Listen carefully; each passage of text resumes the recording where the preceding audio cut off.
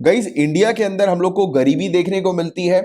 और गरीबी को खत्म करने के लिए बहुत सारी स्कीम्स पॉलिसी सरकार बनाती है। आपको पता होगा इसके बारे में। और प्रीलिम्स में भी और मेंस में भी ये वाला जो टॉपिक है ये काफी ज्यादा इंपॉर्टेंट हम लोग को देखने को मिलता है। जैसे कि अक्सर प्रीलिम्स में कुछ कमिटी से रिलेटेड क्वेश्चंस पूछ लिए जाते हैं कि बताइए कि कौन सी कमिटी इनमें से है जो कि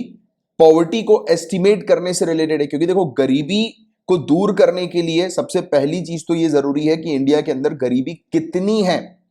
उसका आकलन करना, उसका एक एस्टिमेशन तैयार करना।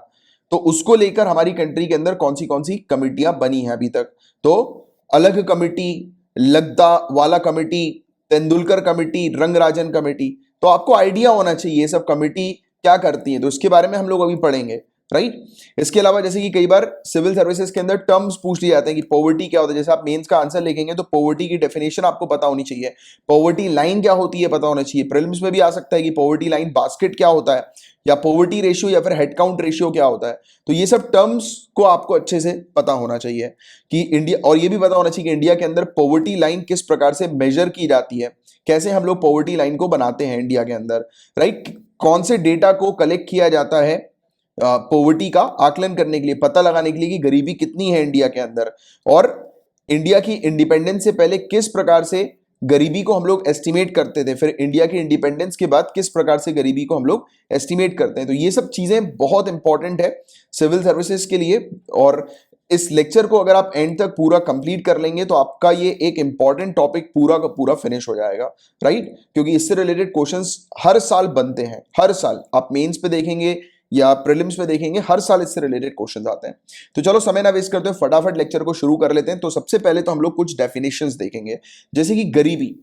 तो वर्ल्ड बैंक के अकॉर्डिंग जो गरीबी है वो क्या होती है कि जैसे किसी व्यक्ति की सेहत पर गिरावट हो रही है, और काफी सारे डायमेंशंस होते हैं, जैसे कि उस व्यक्ति की इनकम लो है, राइट, और वो व्यक्ति बेसिक गुड्स और सर्विसेज को परचेज नहीं कर पा रहा है जो कि उसकी सर्वाइवल के लिए हेल्पफुल होती है। और ना ही सिर्फ सर्वाइवल, डिग्निटी के साथ सर्वाइवल, राइट। यानी कि जैसे कि उस व्यक्ति के पास कपड़े नहीं है, कपड़े खरीदने के कि उस व्यक्ति की हैसियत नहीं हो पा रही है, राइट, या फिर खाना प्रॉपर वो व्यक्ति टाइम पर नहीं खा पा रहा है, परचेज कर पा रहा है। तो ये सब बेसिक नीड्स होती हैं। तो कोई व्यक्ति अपने सर्वाइवल को, डिग्निटी के साथ सर्वाइवल को, अगर अपने बेसिक गुड्स और सर्विसेज को पूरा नहीं कर पा रहा है, एक्वायर नहीं कर पा रहा है, उसकी इनकम लो है, उसकी सेहत में गिरावट आती जा रही है क्योंकि वो प्रॉपर न्यूट्रिशन इनटेक नहीं कर पा रहा है।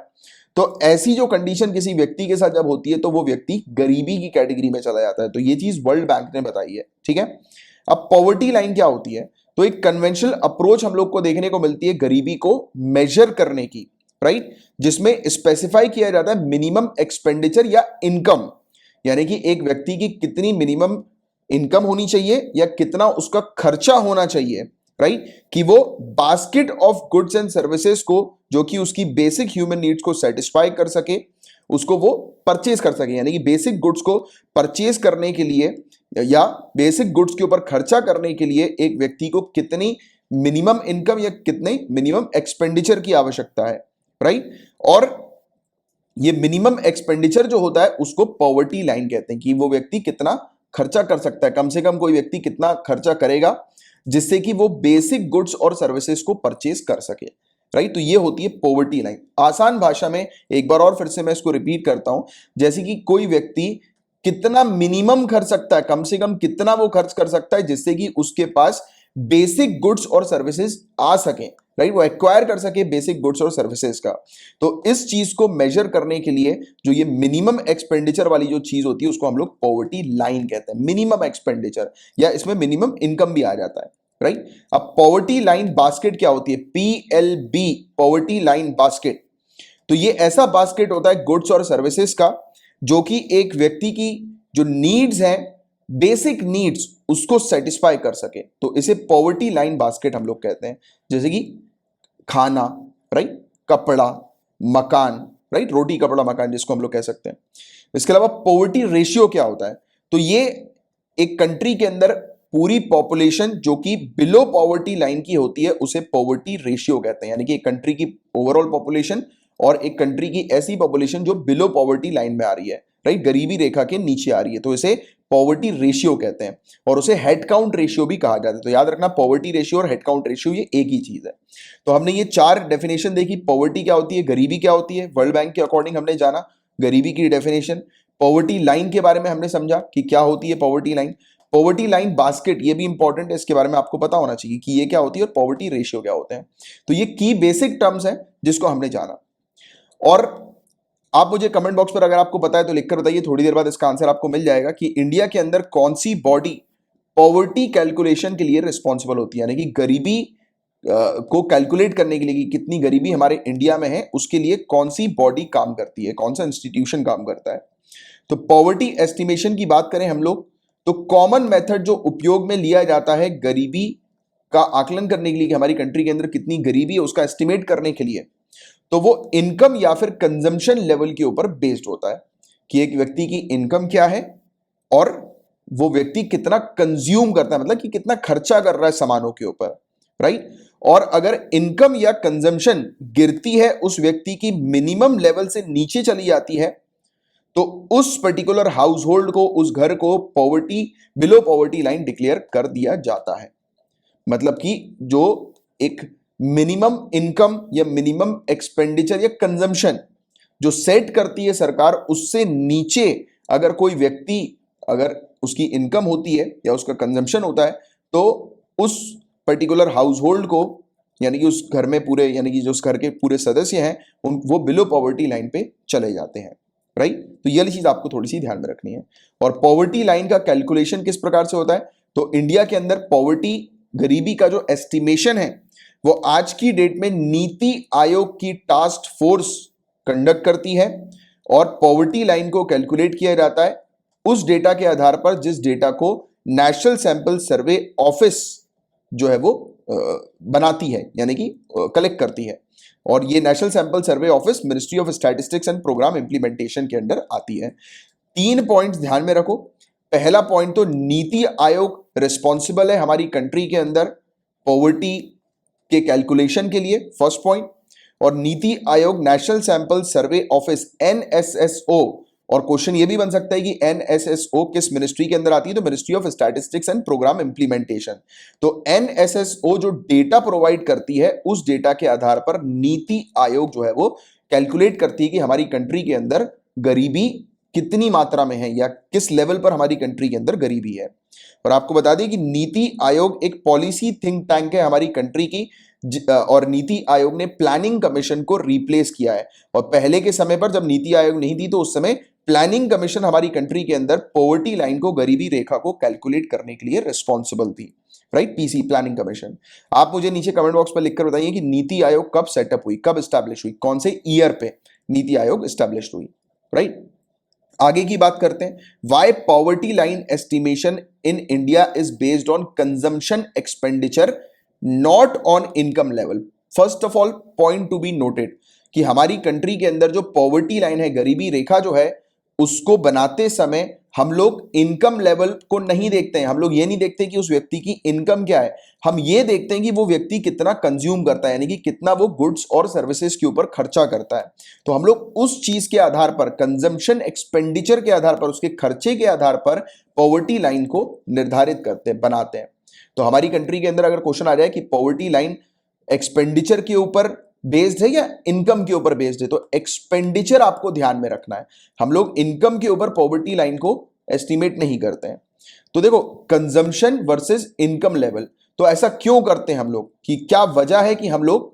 कंजम्पशन को, कंजम्पशन एक्सपेंडिचर को, यानी कि खर्चे को ध्यान में रखते हैं पॉवर्टी लाइन को बनाते समय, हम लोग इनकम को ध्यान नहीं रखते। एक व्यक्ति की इनकम क्या है उसको हम लोग नहीं चेक देखते हैं, हम देखते हैं कि वो व्यक्ति कितना खर्चा कर रहा है, उसके आधार पर हम लोग पॉवर्टी लाइन को एस्टिमेट करते हैं। तो ऐसा क्यों करते हैं हम लोग, क्यों खर्चे के ऊपर बेस्ड पॉवर्टी लाइन को एस्टिमेट करते हैं, क्यों इनकम लेवल के ऊपर बेस्ड नहीं करते हैं? तो इस चीज को बहुत ध्यान से समझना, ये बहुत इंपॉर्टेंट है मेंस के लिए भी।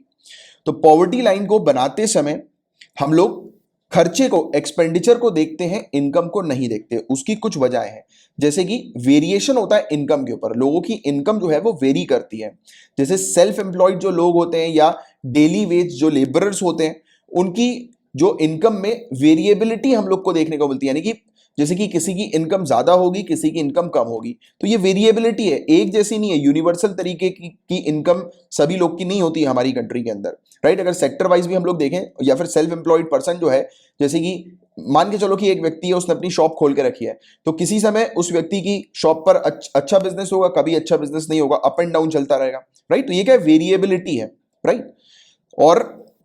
हम लोग को क्या चीज देखने को मिलती है, जो कंजम्पशन पैटर्न जो होता है वो स्टेबल होता है। अब ये कैसे कंजम्पशन पैटर्न स्टेबल हो गया, जैसे कि एक घर है, ठीक है, एक घर है, उस घर में 4 सदस्य रहते हैं, जिनमें से एक जो सदस्य है उसकी शॉप है, वो उस पूरी फैमिली के लिए जो है वो काम करता है, राइट, यानी कि उनको सर्विसेज, गुड्स और सर्विसेज प्रोवाइड कराने के लिए काम करता है, ठीक है। जैसे कि पापा मम्मी 2 बच्चे उस घर के अंदर, तो पापा जो है वो दुकान चलाते हैं, इसको ऐसे समझो, ठीक है। अब दुकान में कभी अच्छी कमाई हो रही है, कभी कम कमाई हो रही है, बट क्या हो रहा है कि घर को चलाने के लिए जो बेसिक जो खर्चे होते हैं, जैसे कि घर में 4 सदस्य हैं, तो चारों को प्रॉपर डाइट मिल रही है कि नहीं मिल रही, खाना मिल रहा है कि नहीं मिल रहा, उसको देखा जाता है, राइट। उनके पास खुद का घर है कि नहीं, पहनने के लिए कपड़े हैं कि नहीं, तो जो भी बेसिक नीड्स, जो मैंने आपको बताया ना कि पॉवर्टी का मतलब क्या होता है, एक व्यक्ति गरीबी पे तब आता है जब वो व्यक्ति अपनी बेसिक नीड्स को फुलफिल नहीं कर पाता है, और बेसिक नीड और अपना सर्वाइवल डिग्निटी के साथ उसको फुलफिल नहीं कर पाता है। तो हमने क्या चीज देखी, इनकम भले ही वेरी कर रही हो, बट घर में जो खर्चे होने चाहिए बेसिक, वो तो सभी के लिए कॉमन होना चाहिए। सभी लोग जो है वो बेसिक खर्चा तो करेंगे ही करेंगे, अगर उनको अपनी बेसिक नीड्स को फुलफिल करना है, उनकी इनकम भले ही कितनी भी हो, राइट। तो वो बेसिक नीड्स और उस पर्टिकुलर एक्सपेंडिचर को देखा जाता है, ना कि इनकम को, क्योंकि इनकम तो वेरी कर जाती है, कभी अच्छी हो रही है, कभी नहीं हो रही, बट वो जो खर्चा जो कर रहे हैं उसको वो मेंटेन कर पा रहे हैं कि नहीं कर पा रहे, दैट मैटर्स अ लॉट। इसलिए हमारी कंट्री के अंदर खर्चे को आधार बनाते हुए पॉवर्टी लाइन को मतलब डिसाइड किया जाता है। इसके अलावा एडिशनल इनकम, कुछ कुछ केसेस में हम लोग देखते हैं कि जो रेगुलर वेज अर्नर्स जो होते हैं या डेली वेज अर्नर जो होते हैं, उनकी एडिशनल इनकम भी होती है। जैसे कि वो जो दुकानदार है, ठीक है, अब वो अपनी दुकानदारी कर रहा है, तो उसमें साइड बाय साइड क्या पता वो प्रॉपर्टी का भी काम करता हो, प्रॉपर्टी ब्रोकर हो, यानी कि उसकी दुकान में जो कस्टमर्स आते हैं उनको बताता रहता हो कि मैं आपको यहाँ पर फ्लैट दिला सकता हूँ, प्लॉट दिला सकता हूँ, तो वो उसकी क्या हो गई, एडिशनल हो गई, इस दुकान के अलावा एडिशनल इनकम हो गई। तो ये वाली बात होती है, वो भी जो है वो अकाउंट्स पे नहीं आ पाती। और कई बार तो लोग अपनी, आपको पता होगा कि इनकम शो भी नहीं करते हैं काफी सारे लोग, राइट। अपने खर्चे लोग शो कर जाएंगे क्योंकि खर्चा तो दिखता है, राइट, बट इनकम किसकी कितनी है वो नहीं दिखती, राइट। तो वाली बात भी है हमारी कंट्री के अंदर, राइट। तो इसको भी चीज देखा जाता है कि एडिशनल इनकम जो होती है लोगों की, तो वो भी अकाउंट्स पे मैनेज नहीं हो पाती। तो ये भी एक वजह है जिसके कारण से इनकम लेवल के ऊपर आधारित हम लोग पॉवर्टी का आकलन नहीं करते हैं। फिर डेटा कलेक्शन की बात करें कि जो कंजम्पशन बेस्ड पॉवर्टी लाइन जो होती है, उसमें हम देखते हैं कि सर्वे होता है। सर्वे में एक रेफरेंस पीरियड का उपयोग किया जाता है। रेफरेंस पीरियड क्या होता है, ये एक ऐसी ड्यूरेशन होती है या ऐसा पीरियड होता है जिस समय सर्वे जो है वो कंडक्ट किया जाता है एनएसएसओ वर्कर्स के द्वारा, और फिर वो कुछ क्वेश्चंस पूछते हैं हाउस होल्ड्स से रिलेटेड, राइट। कुछ क्वेश्चंस वो पूछते हैं, क्वेश्चनेयर उनका हम लोग को, जैसे जो जनगणना जो होती है ना, वही चीज यहां पर बताई जा रही है। एनएसएसओ जो जनगणना करती है, कंडक्ट करती है, जिसमें वो पूछती है लोगों से कि आपने पिछले 30 दिन में क्या क्या लिया है, क्या क्या सामान लिया है, आपके घर में क्या क्या सामान पिछले 30 दिनों में आया है, उसकी ये जानकारी लेते हैं। तो ये पूरा इनके पास एक डेटा होता है जिसकी पूछते हैं, वो टिक मार्क करना रहता है कि आपके घर पे पंखा है कि नहीं, फ्रिज है कि नहीं। तो इस प्रकार के इनकी जनगणना में क्वेश्चंस हम लोग को देखने को मिलते हैं, राइट, जनरल कंजम्पशन के। तो ऐसी चीजें जो है ये पूछते हैं, तो इस प्रकार से डेटा कलेक्ट किया जाता है, राइट। और इनकम का डेटा जो है वो, और इनकम का जो पैटर्न है उसको ट्रेस करना डिफिकल्ट है। खर्चे को ट्रेस करना आसान है, यानी कि पिछले 30 दिन में लोगों ने कपड़े खरीदे कि नहीं खरीदे, कितना मतलब उनके घर में राशन कितना आया, राइट, तो वो सब चीजें वो बता पाएंगे। बट पिछले 30 दिन में उनकी कितनी कमाई हुई है, तो उसका प्रॉपर रिकॉर्ड वो मे बी शायद उनको पता हो तो भी ना देना चाहिए, या कई सेंस में पता भी नहीं होता है, राइट। कभी इनकम अच्छी आ रही, कभी इनकम लो आ रही, तो वेरिएबल ऊपर अप डाउन हो रहा है। अब ये अप डाउन एकदम से अगर डाउन हो जाए, जैसे कि फॉर एग्जांपल अभी लॉकडाउन चल रहा है, एकदम से डाउन हो गया, तो क्या हुआ, पूरा डेटा जो है वो बर्बाद हो गया, किसी काम का ही नहीं निकलेगा ये, इसमें प्रॉपर रेटिंग तो आ ही नहीं पाएगी। बट हाँ, एक व्यक्ति जो अपना खर्चा कर रहा है और उसको मेंटेन करके रख रहा है, और इस जो उससे क्वेश्चन पूछे जाते हैं कि आपने पिछले 30 दिन में क्या क्या खर्च किया, यानी कि आपके घर में कितना राशन आया, राइट, आपने कोई क्या ड्यूरेबल्स परचेस किए क्या, जैसे कि कोई मतलब पंखा हो गया, फ्रिज हो गई, तो ये सब चीजें, राइट। तो ये सब चीजें पूछी जाती है, इसके ऊपर आधारित चेक किया जाता है कि सामने वाले व्यक्ति की एक्सपेंडिचर कैपेसिटी कैसी है, राइट। तो उस हिसाब से गरीबी का आकलन किया जाता है। अब देखिए, अगर ऐसा कुछ क्वेश्चन आ जाए कि इंडिया के अंदर पॉवर्टी एस्टिमेशन यानी कि गरीबी का आकलन करने की क्या आवश्यकता है, क्यों हम लोग फाइंड आउट करते हैं कि देश के अंदर कितनी गरीबी है, क्यों क्यों करते हैं, क्या आवश्यकता है उसकी, तो देखो सबसे पहली चीज तो सरकार वेरियस सरकारी पॉलिसीज बनाती है, स्पेशली सोशल वेलफेयर स्कीम सरकार बनाती है गरीबी को खत्म करने के लिए। तो जब हमें पता ही नहीं होगा कि इंडिया में कितने गरीब हैं या किसी भी देश में कितने गरीब हैं, पॉवर्टी के बारे में जब हमें पता ही नहीं होगा, तब हम ये कैसे फाइंड आउट कर पाएंगे कि सरकार की जो स्कीम है वो सही डायरेक्शन पे चल रही है, कैसे ट्रैक कर पाएंगे इन स्कीम के या इन पॉलिसीज के इंपैक्ट को, कैसे ट्रैक कर पाएंगे, नहीं कर पाएंगे ना। जैसे कि एक समय पर एक फलाना अमाउंट ऑफ गरीबी इंडिया में है, ठीक है, नंबर ऑफ गरीबी इंडिया में हम लोग को देखने को मिल रही है एक समय पर, फिर कुछ समय बाद दोबारा से उसका एस्टिमेट करना जरूरी है ट्रैक करने के लिए कि इस बीच जो भी सरकार की जो स्कीम्स पॉलिसीज आई हैं तो उन्होंने फायदा किया है कि नहीं किया गरीबी को खत्म करने पे, तो वो ट्रैक करने के लिए बहुत इंपॉर्टेंट है। सिर्फ एकेडमिक पर्पस के लिए गरीबी को एस्टिमेट करना इंपॉर्टेंट नहीं है, बल्कि सरकार की पॉलिसीज स्कीम्स को ट्रैक करने के लिए इंपॉर्टेंट है, ऐसी पॉलिसीज और स्कीम जो कि फोकस करती है गरीबी को खत्म करने के ऊपर, ठीक है। इसके अलावा प्रीलिम्स के लिए एक फैक्ट ध्यान में रखना, बीपीएल बिलो पॉवर्टी लाइन का जो सेंसस होता है वो कौन सी मिनिस्ट्री कंडक्ट करती है, तो मिनिस्ट्री ऑफ रूरल डेवलपमेंट, ध्यान में रखिएगा, स्टेट की पार्टनरशिप के साथ, ये पुअर हाउस होल्ड्स को आइडेंटिफाई करने के लिए। इसके अलावा पॉवर्टी एलिमिनेशन प्लान को तैयार करना है तो आवश्यकता होगी पॉवर्टी एस्टिमेट करने की, क्योंकि अगर कंट्री के अंदर प्लान तैयार किए जा रहे हैं गरीबी को खत्म करने के लिए, तो प्लान कब सक्सेसफुल हो पाएगा, जब एक्चुअल में उस कंट्री के अंदर पता होगा, पॉलिसी मेकर्स को जो प्लान बना रहे हैं उनको पता होगा कि कितने गरीब हैं, तो उस हिसाब से फिर वो टारगेट करेंगे गरीबी को खत्म करने के ऊपर, उस हिसाब से वो प्लान करेंगे, राइट। बिना इस प्रकार के डेटा के कैसे प्लान बन सकता है, नहीं बन सकता ना। तो देखिए, पॉवर्टी एस्टिमेट जो होता है पॉवर्टी लाइन के फॉर्म पे, कि पॉवर्टी लाइन कितनी है इंडिया में या किस प्रकार की पॉवर्टी लाइन है, तो उसको देखना बहुत ज्यादा भी जरूरी होता है, तभी तो आइडेंटिफाई कर पाएंगे कि कौन से हाउस होल्ड है वो पुअर है, राइट, कौन से हाउस होल्ड गरीब हम लोग को देखने को मिल रहा है, राइट। और फिर उसके बाद ऐसे प्लान्स बनाए जाएंगे जिसमें मेन फोकस जो रखा जाएगा वो गरीबों के ऊपर रखा जाएगा, तो वही वाली बात जो मैंने भी आपको एक्सप्लेन करी। इसके अलावा कॉन्स्टिट्यूशनल रिक्वायरमेंट भी है, हमारी कंट्री के अंदर फोकस किया जाता है कि जस्ट और इक्विटेबल सोसाइटी हम लोग को बनाना, अपलिफ्ट करना गरीबों को, ऐसा हमारे कॉन्स्टिट्यूशन के अंदर भी मेंशन्ड है, राइट, कि गरीब को अपलिफ्ट करना है, राइट, बैकवर्ड क्लासेस के जो लोग हैं उनको अपलिफ्ट करना है, उनको सोसाइटी में इक्वल स्टेटस उनका लेकर आना है, तो इसलिए भी कॉन्स्टिट्यूशनल रिक्वायरमेंट भी होती है, जिसके कारण से गरीबी को एस्टिमेट करना बहुत ज्यादा जरूरी है और उसके ऊपर फिर प्लान्स बनाना जरूरी है कि उसको कैसे खत्म करें, ठीक है। क्लियर है आपको यहां तक बात है। अब पॉवर्टी लाइन जो होती है, गरीबी रेखा जो होती है, उसको कैसे मेजर किया जाता है, तो दो तरीके होते हैं मेजरमेंट के, एक है एब्सोल्यूट मेजरमेंट ऑफ पॉवर्टी और दूसरा है रिलेटिव मेजरमेंट ऑफ पॉवर्टी। पहले ही चर्चा करते हैं एब्सोल्यूट मेजरमेंट ऑफ पॉवर्टी के बारे में। तो एब्सोल्यूट पॉवर्टी होती क्या है, तो United Nations world summit for economic development के अकॉर्डिंग एब्सोल्यूट पॉवर्टी एक ऐसी कंडीशन है जिसमें एक व्यक्ति की बहुत बुरी हालत होती है, वो अपनी बेसिक नीड्स को सीवियर तरीके से फुलफिल नहीं कर पाता है, बेसिक नीड्स को, जिसमें खाना, खाना मतलब समझ रहे हो, लोग खाना अफोर्ड नहीं कर पा रहे, ऐसी कंडीशन की दो वक्त की रोटी जिन लोग को नहीं मिल पा रही, ऐसी कंडीशन जब किसी की होती है तो सामने वाला जो व्यक्ति जो होता है वो एब्सोल्यूट पॉवर्टी की कैटेगरी में आता है, राइट। सेफ ड्रिंकिंग वाटर का एक्सेस उसको नहीं मिल पा रहा, उसे सैनिटेशन स्वच्छता का एक्सेस नहीं मिल पा रहा, हेल्थ, शेल्टर, एजुकेशन, इंफॉर्मेशन, इन सब चीजों का सामने वाले व्यक्ति को जब एक्सेस नहीं मिल पाता है तो सामने वाला व्यक्ति एब्सोल्यूट पॉवर्टी में होता है। और ये एब्सोल्यूट पॉवर्टी सिर्फ इनकम के ऊपर डिपेंड नहीं करती, बट ऑल्सो डिपेंड करती है सोशल सर्विसेज के एक्सेस ना मिलने के ऊपर भी, कि उस व्यक्ति को सोशल सर्विसेज यानी कि सरकार की वेरियस स्कीम का बेनिफिट नहीं मिल पा रहा है। और पॉवर्टी थ्रेशोल्ड की मैं अगर आपसे बात करूं तो एब्सोल्यूट मेजरमेंट ऑफ पॉवर्टी के मामले में जो पॉवर्टी थ्रेशोल्ड है वो मॉनेटरी वैल्यू पहले चेक की जाती है बास्केट ऑफ एसेंशियल प्रोडक्ट्स की, यानी कि ऐसे प्रोडक्ट्स मतलब जो बेसिक नीड्स के लिए जिनकी रिक्वायरमेंट होती है, और हर एक हाउस होल्ड जिनकी इनकम कम होती है इस वैल्यू से, तो उन्हें पुअर क्लासिफाई किया जाता है। मुझे पता है भी आपको ये वाली चीज समझ में नहीं आई होगी, फिर से इसको आसान भाषा में समझो, आप ध्यान दो। पहले तो एक उस बास्केट के वैल्यू को निकाला जाता है,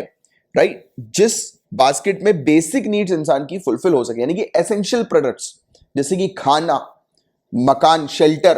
राइट, खाना, शेल्टर, सेफ ड्रिंकिंग वाटर। तो सामने वाला व्यक्ति, जैसे इसको इस तरीके से समझो जैसे कि खाने की बात करते हैं, बेसिक नीड में सिर्फ एक ही प्रोडक्ट रखते हैं इस बास्केट के अंदर,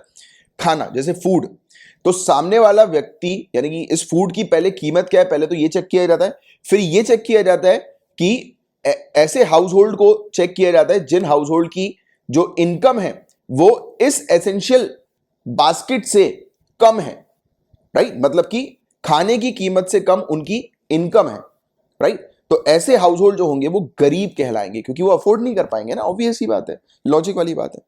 और लिमिटेड स्कोप इसका हम लोग को देखने को मिलता है कि एब्सोल्यूट मेजरमेंट ऑफ पॉवर्टी जो होती है उसका उपयोग वर्ल्ड बैंक करती है और डेवलपिंग कंट्रीज करती है, जैसे इंडिया। ये रिलाय करती है पॉवर्टी लाइन के ऊपर, गरीबी रेखा के ऊपर, राइट, जो कि कांस्टेंट रहती है अलग अलग ज्योग्राफीज में, यानी कि अलग अलग टेरिटरी में, अलग अलग एरिया में वो कांस्टेंट रहती है पॉवर्टी लाइन, राइट। तो उसका उपयोग पॉवर्टी लाइन के ऊपर आधारित, यानी कि ये जो एब्सोल्यूट पॉवर्टी ऑफ मेजरमेंट है ना, इसका उपयोग जो है वो वर्ल्ड बैंक और इंडिया भी करती है। तो हम लोग, आपको अगर ऐसा क्वेश्चन आ जाए कि हम लोग जो है वो रिलेटिव मेजरमेंट ऑफ पॉवर्टी के ऊपर डिपेंडेंट है या एब्सोल्यूट मेजरमेंट ऑफ पॉवर्टी के ऊपर डिपेंडेंट है, तो हम लोग एब्सोल्यूट मेजरमेंट ऑफ पॉवर्टी के ऊपर मेजर करते हैं पॉवर्टी लाइन को। तो हमारे यहाँ पॉवर्टी लाइन के मेजरमेंट के लिए एब्सोल्यूट मेजरमेंट ऑफ पॉवर्टी का उपयोग किया जाता है। बहुत इंपॉर्टेंट पॉइंट है, ध्यान रखना। और वर्ल्ड बैंक भी इसी का उपयोग करती है पॉवर्टी लाइन को मेजर करने के लिए कि गरीबी रेखा क्या होनी चाहिए, राइट। इसका क्रिटिसिज्म भी होता है, इसकी आलोचनाएं भी होती हैं। एब्सोल्यूट मेजरमेंट ऑफ पॉवर्टी जो होती है वो कंट्री के अंदर किस प्रकार का डेप्रीविएशन है तो उसको ओवरलुक कर जाती है। मतलब कि जब भी हम लोग देखते हैं कि वर्ल्ड बैंक जब डिसाइड करती है तो वो एक रेट दे देती है कि जैसे कि $1.90 कि $1.90 से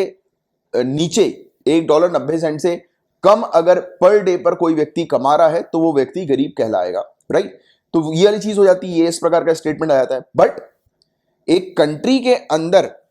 कॉस्ट ऑफ लिविंग कितनी हाई है उसको यहां पर उसका आकलन नहीं किया जाता है, स्पेशली डेवलप कंट्री के अंदर, कि वहां पर रहने के लिए ज्यादा पैसे खर्चने होते हैं। और अलग अलग सिटीज में भी आपको पता होगा कॉस्ट ऑफ लिविंग हाई होती है। जैसे फॉर एग्जांपल आप दिल्ली में चले आओ, वहां पर खर्चा बहुत ज्यादा होता है, राइट। मुंबई में चले आओ, खर्चा बहुत ज्यादा होता है। ऐसी जो सिटीज होती हैं खर्चीली सिटीज होती हैं, राइट, कि जहां पर आपको बहुत ज्यादा पे करना पड़ता है एज कंपेयर टू ऐसी सिटीज जैसे कि फॉर एग्जांपल कोई छोटी सिटी में आप चले जाओ, वहां पर आपको ज्यादा खर्चा नहीं, ऐसा होता है ना, अलग अलग सिटी पे अलग अलग खर्चे हम लोग को देखने को मिलते हैं, कॉस्ट ऑफ लिविंग अलग अलग होती है। तो ये चीज एब्सोल्यूट मेजरमेंट ऑफ पॉवर्टी के अंदर नहीं देखी जाती, इसका आकलन एब्सोल्यूट मेजरमेंट ऑफ पॉवर्टी में नहीं किया जाता। तो ये इसकी आलोचनाएं कुछ होती हैं जिसके बारे में आपको आइडिया होना चाहिए। इसके अलावा रिलेटिव मेजरमेंट ऑफ पॉवर्टी, अब ये क्या होता है और इंडिया किसका उपयोग करती है पॉवर्टी लाइन के मेजरमेंट के लिए, एब्सोल्यूट मेजरमेंट ऑफ पॉवर्टी का। तो ये चीज ध्यान में रखना थोड़ा, ठीक है। तो रिलेटिव पॉवर्टी क्या होती है, इसके अंदर जब कोई हाउस होल्ड की इनकम कम होती है मीडियन इनकम से एक पर्टिकुलर कंट्री के अंदर, राइट, और इसे मेनली डेवलप कंट्री यूज करती हैं। अब इसका क्या मतलब हुआ, तो इसको आसान भाषा में समझो। जैसे कि एक कंट्री की एक एवरेज इनकम निकाल दी जाती है कि एक कंट्री के अंदर सभी लोग ऑन एन एवरेज कितना कमाते हैं, ठीक है। फिर उसके बाद ऐसे ग्रुप को आइडेंटिफाई किया जाता है जो ग्रुप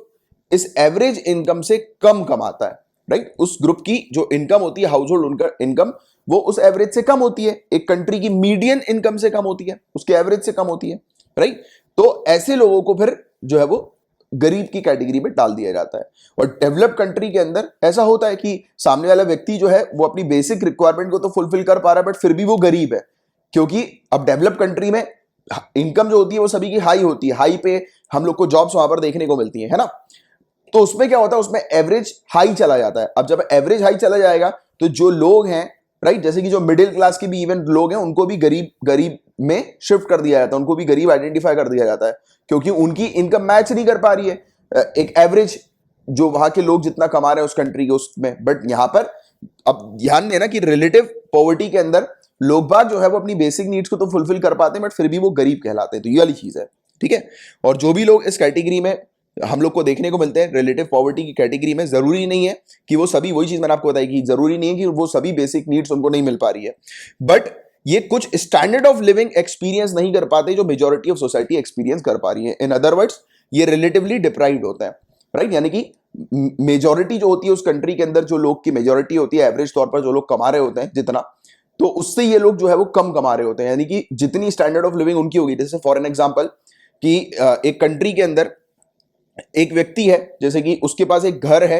एक कार है, ठीक है, एक बढ़िया सी कार है, एक घर है, राइट, और एक व्यक्ति है उसके पास सिर्फ एक घर है, वो कार अफोर्ड नहीं कर पा रहा, तो जिसके पास घर है ये मान के चलो कि वो गरीब कहलाएगा। ये वाली बात है यहां पर रिलेटिवली पुअर, कि कंट्री के अंदर जैसे कि एक पॉपुलेशन है जिसमें मेजॉरिटी ऑफ लोगों के पास घर और कार है, बट कुछ लोगों के पास सिर्फ घर है, कार नहीं है, तो जिनके पास अपना खुद का घर है वो भी गरीब यहां पर कहलाएंगे। तो ये होती है रिलेटिव पॉवर्टी, ठीक है, रिलेटिव पॉवर्टी, रिलेटिव मतलब रिलेशन, कि उस कंट्री के अंदर जो लोग हैं उनके कंपैरिजन में, राइट,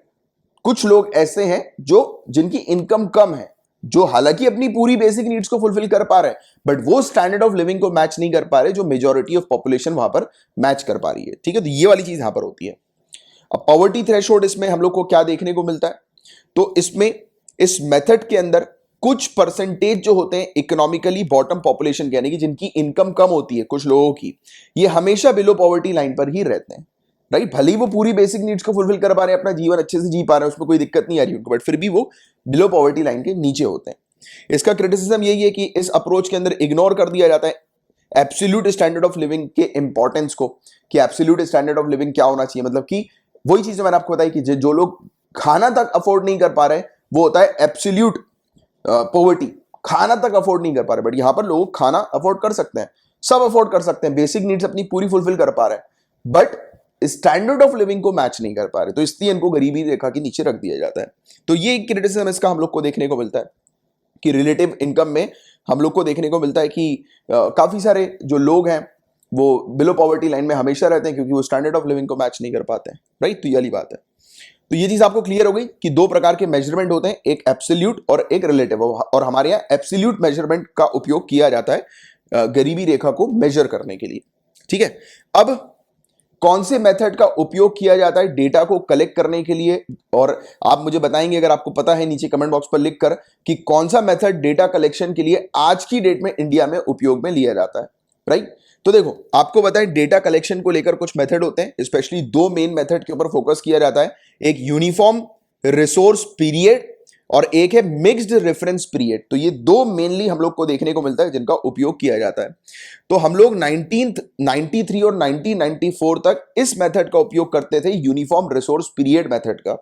जो पॉवर्टी लाइन जो होती है वो यूआरपी यूनिफॉर्म रिसोर्स पीरियड के डेटा के ऊपर आधारित थी, जिसमें लोगों से पूछा जाता था कि आपने कितना खर्चा किया, आपका कंजम्पशन एक्सपेंडिचर कितना है 30 दिन के रिकॉल पीरियड में, यानी कि पिछले 30 दिन में आपने कितना खर्चा किया है उसकी इंफॉर्मेशन ली जाती थी, और उसकी इंफॉर्मेशन के आधार पर जो है वो पॉवर्टी लाइन को बनाया जाता था, राइट। यानी कि डेटा जो कलेक्ट किया जाता था पिछले 30 दिन के आधार पर किया जाता था, ठीक है। तो वो यूनिफॉर्म रिसोर्स पीरियड पे हम लोग को देखने को मिलता था, ठीक है। यानी कि आप ये चीज ध्यान में रखना एक सिंपल सी, कि पहले के समय पर 1993 1994 से पहले जो पॉवर्टी लाइन को बनाने के लिए जो डेटा कलेक्ट किया जाता था उसमें लोगों से पिछले सिर्फ 30 दिन का डेटा मांगा जाता था कि आपने पिछले 30 दिन में क्या खर्चा किया है, राइट। खाने पर, राशन पर आपका क्या खर्चा है, और जैसे ड्यूरेबल्स हो गए, इलेक्ट्रॉनिक्स हो गए, उसमें आपने क्या खर्चा किया, तो वो ऐसी बेसिक चीज पूछते हैं, ठीक है। अब मिक्स्ड रेफरेंस पीरियड में क्या होता है, तो ये इसकी शुरुआत करी हम लोगों ने 1999 और सन 2000 से, और नेशनल सैंपल सर्वे ऑफिस जो हम लोग को देखने को मिलता है इसने एमआरपी मेथड का, मिक्स्ड रेफरेंस पीरियड मेथड का उपयोग करना शुरू किया। तो देखो आज की डेट में हमारी कंट्री के अंदर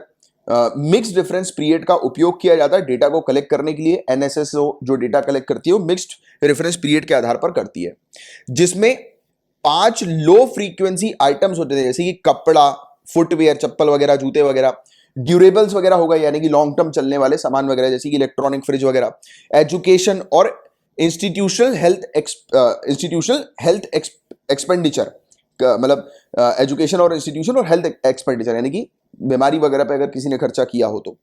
पिछले 1 साल में। तो ऐसी 5 चीजें जो है वो पूछी जाती हैं पहले तो, कि ऐसी 5 चीजें जो आपने पिछले 1 साल में अगर परचेस करी हो तो बताइए, और दूसरे सभी आइटम्स जो पिछले 30 दिन में परचेस किए। इसमें एक चीज एक्स्ट्रा बढ़ा दी,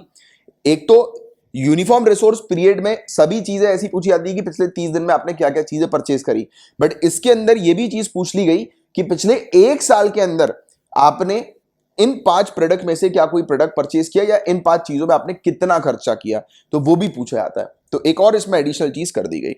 तो 5 आइटम्स जो सर्वे के अंदर हम लोग को देखने को मिलते हैं वो पिछले 1 साल के लिए, पूछे जाते हैं कि पिछले एक साल में सामने वाले व्यक्ति ने इन 5 आइटम्स पे खर्चा किया है तो कितना किया है,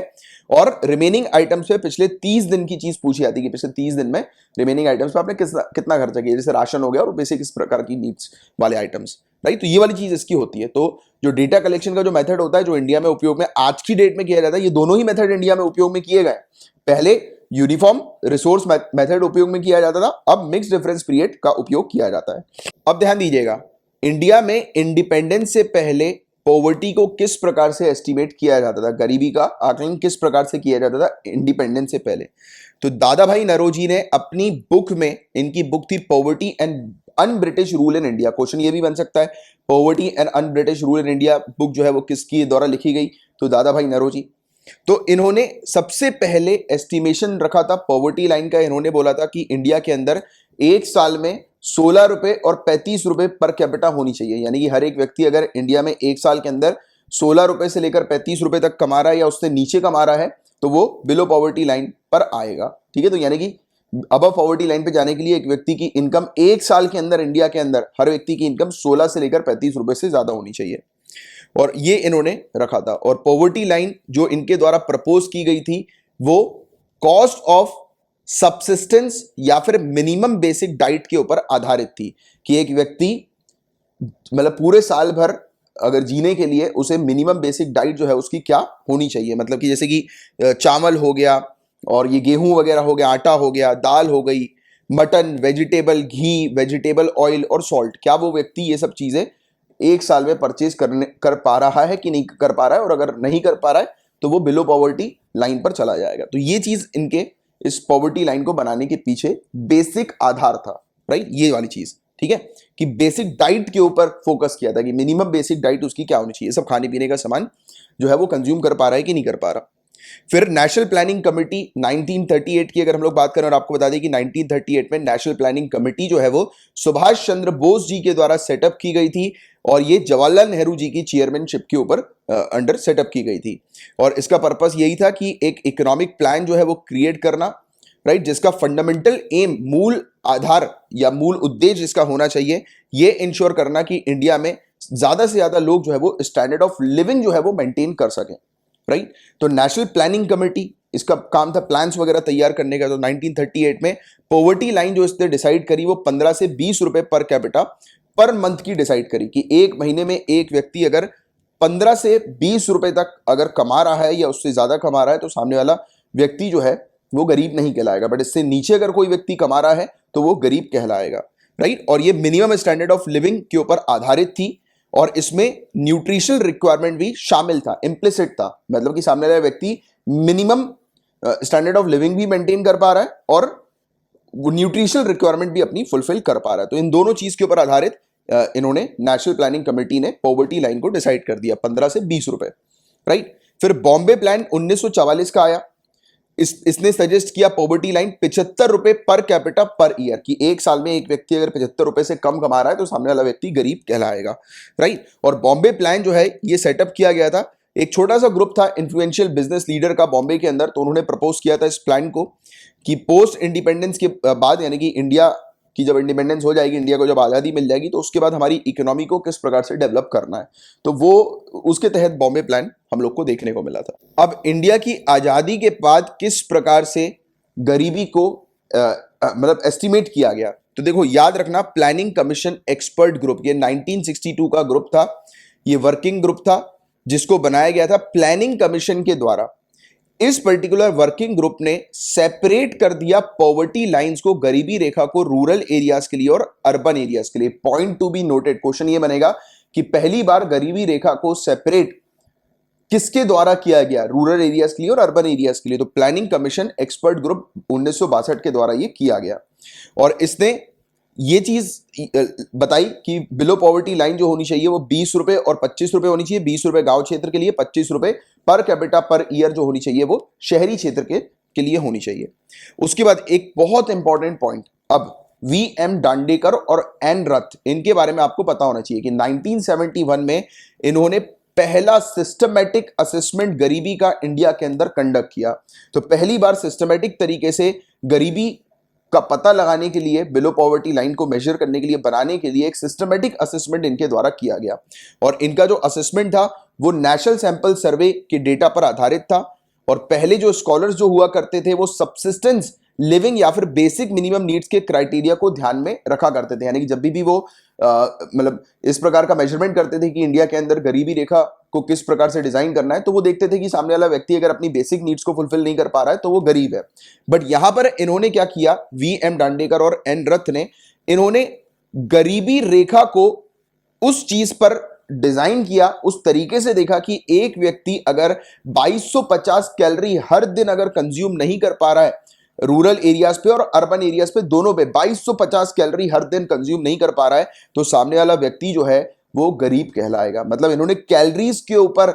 आधारित गरीबी रेखा को डिजाइन कर दिया। तो ये चीज बहुत इंपॉर्टेंट है कि पहली बार कैलोरीज के आधार पर गरीबी रेखा को डिजाइन करने वाली कमिटी कौन सी थी, तो वी.एम. दांडेकर और एन रथ कमिटी, राइट, 1971 की ये हमें देखने को मिलती। बहुत इंपॉर्टेंट है, ध्यान रखना। और एक्सपेंडिचर जो खर्चा होता है पॉवर्टी लाइन एस्टिमेशन के ऊपर बेस्ड, तो इसने एक डिबेट जो है वो कंडक्ट कर दी मिनिमम कैलोरी कंजम्पशन नॉर्म्स के ऊपर कि मिनिमम कैलोरीज को कंज्यूम करने के लिए कितना खर्चा होना चाहिए। अब देखो 2250 कैलोरी जो होती है वो ऑब्वियस ही बात है कि अब किसी इंसान को 2250 कैलोरी अगर अचीव करनी है तो उसके लिए उसे कितना खर्चा करना पड़ेगा, इस चीज पर फिर डिबेट उठना शुरू हो गई इस चीज के बाद, राइट। तो ये वाली चीज है। इसके अलावा हमें एक कमिटी देखने को मिली, अलग कमिटी, राइट। तो ये टास्क फोर्स बनाई गई प्लानिंग कमीशन के द्वारा ही, और वाई के अलग के अंडर ये हम लोग को देखने को मिला, बनाई गई। इन्होंने पॉवर्टी लाइन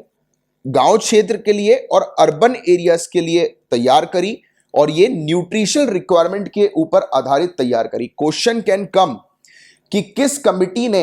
न्यूट्रिशनल रिक्वायरमेंट के आधार पर गरीबी रेखा को बनाने की बात करी रूरल और अर्बन एरियाज पर। न्यूट्रिशनल रिक्वायरमेंट, अब ये एक और इंपॉर्टेंट पॉइंट अब जुड़ गया। पहले कैलोरीज आई थी, अब न्यूट्रिशन की कैलोरी से काम नहीं बनेगा, कितना न्यूट्रिशन इंटेक कर रहा है सामने वाला व्यक्ति। कैलोरी तो आप समोसा खा लो, कैलोरी तो बढ़ जाएगी, राइट, बट वो न्यूट्रिशन नहीं मिलेगा ना उस समोसे से,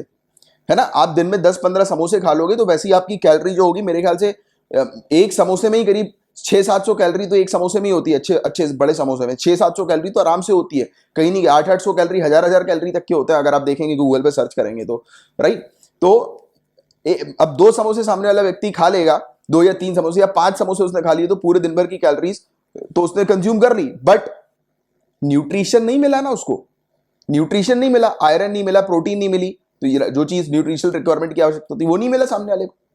है ना। तो अब पहली बार न्यूट्रिशनल रिक्वायरमेंट के आधार पर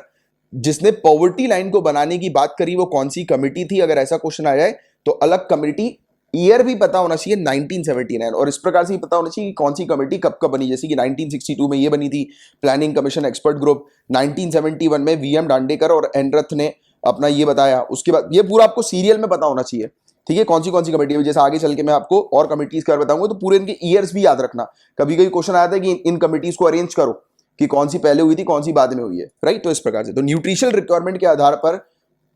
ये कमिटी ने पॉवर्टी लाइन को बनाने की बात करी, राइट। और रिलेटेड कंजम्पशन एक्सपेंडिचर के आधार पर कि कितना खर्चा लोग करते हैं अपनी बेसिक रिक्वायरमेंट्स को फुलफिल करने के लिए। और पॉवर्टी एस्टीमेट जो था आने वाले सालों के लिए इसे कैलकुलेट किया गया था इन्फ्लेशन के लेवल को भी ध्यान में रखते हुए, क्योंकि देखो आने वाले समय में जो इन्फ्लेशन है, महंगाई जो है वो बढ़ेगी, तो उस हिसाब से प्रोडक्ट्स की कॉस्ट भी बढ़ेगी। प्रोडक्ट की कॉस्ट हमेशा सेम तो रहेगी नहीं, राइट। कंजम्पशन प्रोडक्ट्स की जैसे सब्जी वगैरह की, जैसे प्याज की भी ही अगर आप बात कर लो तो कितनी प्राइस जो है वो समय समय पर बढ़ती रहती है। तो उस महंगाई को भी ध्यान में रखते हुए जो है वो चेंजेस भी करना है, तो ये वाला रिकमेंडेशन भी इस कमेटी के द्वारा दिया गया।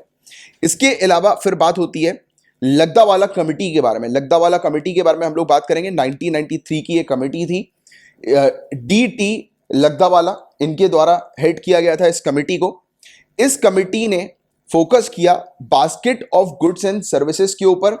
राइट। और इन्होंने consumer price index industrial workers के लिए और consumer price index agricultural labours के लिए। अब क्वेश्चन आ सकता है कि किस कमेटी ने कैलकुलेट करने के लिए, यानी कि गरीबी रेखा को कैलकुलेट करने के लिए, या जो गुड्स और सर्विसेज का जो बास्केट होता है उसकी क्या वैल्यू होनी चाहिए उसको कैलकुलेट करने के लिए consumer price index industrial worker और consumer price index agricultural labours को किसने शामिल किया। तो ये कमेटी लग्दावाला कमेटी है, ध्यान रखना, ठीक है, क्योंकि ऐसे क्वेश्चन बनते प्रीलिम्स के अंदर या फिर स्टेटमेंट वाइज ऐसे क्वेश्चन आ जाते हैं, तो आपको अच्छे से पता होना चाहिए, राइट। तो ये कहा गया कि ये वाला जो इंडेक्स जो होता है, consumer price index agricultural labours का और consumer price index industrial labour का, ये रिफ्लेक्ट करता है कि गरीबों का कंजम्पशन पैटर्न किस प्रकार का है, राइट। तो इन्होंने इस चीज को ध्यान में रखा कैलकुलेट करने के लिए गरीबी रेखा को, और इन्होंने फिर कुछ सजेशन दिए इस कमेटी ने, जैसे कि कंजम्पशन एक्सपेंडिचर जो होना चाहिए, यानी कि जो खर्चा जो होना चाहिए जिस पर बेसिक नीड्स के लिए जो लोग खर्चा करते हैं बेसिक नीड्स को फुलफिल करने के लिए, ये खर्चा कैलकुलेट होना चाहिए कैलोरी कंजम्पशन के आधार पर, राइट। पहले के तौर पर जैसे कि कैलोरीज के ऊपर बेस्ड जो होता था, जैसे कि 2250 कैलोरी जो बताई गई, तो वैसे ही कैलोरी कंजम्पशन के ऊपर आधारित ये खर्चा होना चाहिए, कैलकुलेट करना चाहिए इन खर्चे को। और स्टेट स्पेसिफिक पॉवर्टी लाइंस होनी चाहिए, अलग अलग राज्यों की स्पेसिफिक पॉवर्टी लाइंस होनी चाहिए जो बनानी चाहिए, राइट। और उसे अपडेट करना चाहिए, जैसे कि अर्बन एरियाज पर हैं आप तो consumer price index industrial worker को रखना चाहिए ध्यान में, और consumer price index agricultural workers या एग्रीकल्चरल लेबर्स के लिए ध्यान में रखना चाहिए अगर रूरल एरियाज की बात हो रही है तो उन्होंने ये चीज कही कि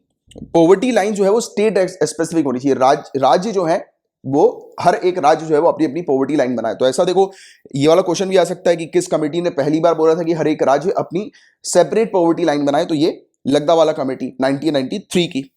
ठीक है। इसके अलावा स्केलिंग को डिसकंटिन्यू कर दिया जाए, पॉवर्टी के स्केलिंग को नेशनल अकाउंट्स स्टैटिस्टिक्स के आधार पर, यानी कि जिस प्रकार से पॉवर्टी को स्केल किया जाता है, मेजर किया जाता है, उसका रिकॉर्ड रखा जाता है, तो उसको डिसकंटिन्यू कर दिया जाए नेशनल अकाउंट्स स्टैटिस्टिक्स के ऊपर आधारित जो होती है, राइट। तो उसको हटा दिया जाए, नेशनल सैंपल सर्वे का जो डेटा होता है उसके अकॉर्डिंग ठीक रहेगा, बट बाकी दूसरे अकाउंट्स को हटा दिया जाए, डिसकंटिन्यू कर दिया जाए। अब बात करेंगे इंपॉर्टेंट कमेटी के बारे में, एक और 2009 की तेंदुलकर कमेटी, ठीक है। अब इसके बारे में हम लोग चर्चा करेंगे। सुरेश तेंदुलकर जी इस कमेटी के हेड थे, इसलिए इस कमेटी को तेंदुलकर कमेटी हम लोग कहते हैं। प्लानिंग कमीशन के द्वारा ये एक्सपर्ट ग्रुप बनाया गया था। किस पर्पस के लिए बनाया गया था कि ये रिव्यू करे कि पॉवर्टी को एस्टिमेट करने के लिए पहले किन मेथड्स का उपयोग किया जाता है, और जो पहले के जो मेथड्स है जिनका उपयोग किया जाता था उसमें क्या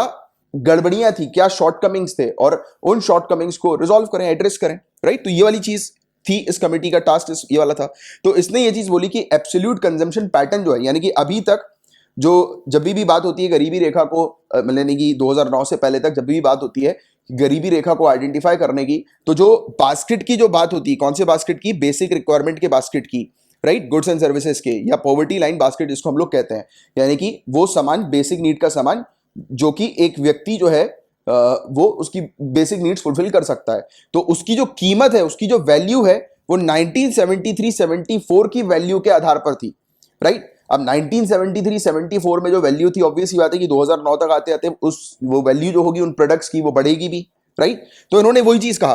कि जो चेंजेस जो किए गए वो कंजम्पशन पैटर्न जो होना चाहिए पूरा, एक तो कंजम्पशन पैटर्न भी चेंज हुआ समय के अनुसार। वो बास्केट के अंदर हो सकता है कि कुछ चीजों को कंज्यूम ना कर रहे हो, राइट, पुअर्स, गरीब लोग, दूसरी चीजों को, दूसरे नए प्रोडक्ट्स को उन्होंने कंज्यूम करना शुरू कर दिया हो, और दूसरी बात उनका जो प्राइस जो था वो भी बढ़ गया हो, राइट। तो एक मतलब इन्फ्लेशन को ध्यान में रखते हुए ये वाला जो 1973-1974 के जो वैल्यू के ऊपर आधारित जो पॉवर्टी लाइन बनती थी, यानी कि जो पॉवर्टी लाइन बास्केट की जो वैल्यू जो रखी जाती थी वो 1973-1974 के डेटा के ऊपर आधारित रखी जाती थी, तो उसको इन्होंने हटाने की बात कर दी, राइट। इसके अलावा इन्फ्लेशन एडजस्टमेंट जो मैंने आपको बताया कि इशू ये भी था कि जो असेसमेंट किया गया था वो पुराने बेसिकली डेटा के ऊपर आधार पर अभी तक किया गया है, तो उसको चेंज करना है, उसको एरिया के आधार पर भी, और टेम्पररी जो कभी कभी समय समय पर जो महंगाई